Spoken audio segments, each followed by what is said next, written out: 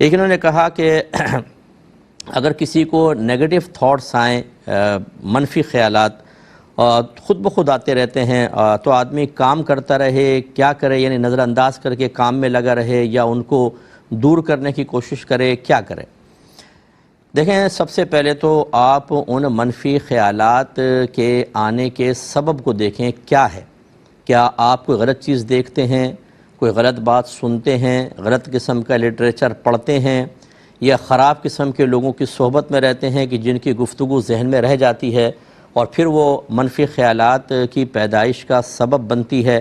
اگر ایسی چیزیں ہیں تو پہلے ان سے ہی بچنا ہوگا، تبھی آپ ان منفی خیالات سے بچ سکتے ہیں، ورنہ یہ سلسلہ کبھی موقوف نہیں ہو سکتا۔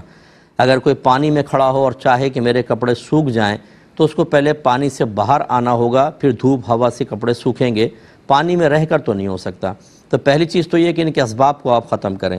دوسری بات یہ ہے کہ اگر آپ ارادتاً کوئی منفی خیال نہیں لے کر آتے بلکہ خود بخود آ جاتے ہیں، تو یاد رکھیں کہ ایسے خیالات چاہے دنیا کے بارے میں ہوں، چاہے فحش قسم کے ہوں، حتیٰ کہ اگر عقائد کے بارے میں بھی آئیں، اس سے ایمان پر کوئی فرق نہیں پڑتا، نہ یہ گناہ ہے، کیونکہ یہ خود بخود آ رہے ہیں۔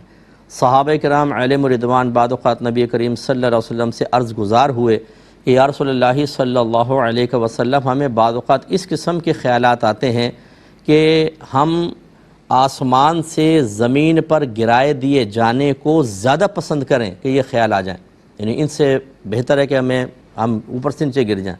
نبی کریم صلی اللہ علیہ وسلم نے فرمایا کہ کیا ایسا ہی ہے؟ عرض کی جی ہاں۔ فرمایا تو یہ تمہارے ایمان کی علامت ہے، یعنی جو ایمان والا ہوتا ہے اسی کو وسوسے آتے ہیں اور انہی کو شیطان بہکا کر اس قسم کے معاملات میں لگانے کی کوشش کرتا ہے۔ تو خلاصہ کلام یہ ہے کہ ان کی پرواہ نہ کریں، جو خود بخود آ رہے ہیں آپ اس میں مشغول نہ ہوں، اپنے کام میں مصروف رہیں۔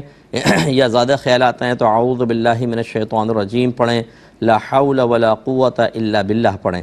اس کے علاوہ جیسے کوئی گندا خیال آئے، فرض کر لیں تو آپ 12 مرتبہ درود پاک پڑھنے کی عادت ڈال لیں، صلی اللہ علیہ وسلم صلی اللہ علیہ وسلم۔ آپ دیکھیں کچھ ہی عرصے میں ختم ہو جائے گا۔ اور اسی طرح آپ یہ اپنے اوپر لازم کر لیں کہ اگر جیسے کوئی گندا خیال آیا تو میں 10 روپے اللہ کی راہ میں خرچ کروں گا، جتنے بھی آتے رہیں کاؤنٹ کر کے خرچ کرتے رہیں۔ آپ دیکھیں کچھ ہی دن کے اندر ختم ہو جائے گا، یہ سلسلہ ہی بالکل بہت ہی کم ہو جائے گا، کیونکہ شیطان گھبرائے گا کہ آپ درود پاک پڑھ رہے ہیں، آپ صدقہ دے رہے ہیں جس سے آپ کے درجات کی بلندی ہو رہی ہے، گناہوں کا کفارہ ہو رہا ہے، نیکیوں میں اضافہ ہو رہا ہے، تو جو اس کا مقصد تھا وہ تو فوت ہو رہا ہے، تو وہ وساوس سے پیچھے ہٹ جائے گا۔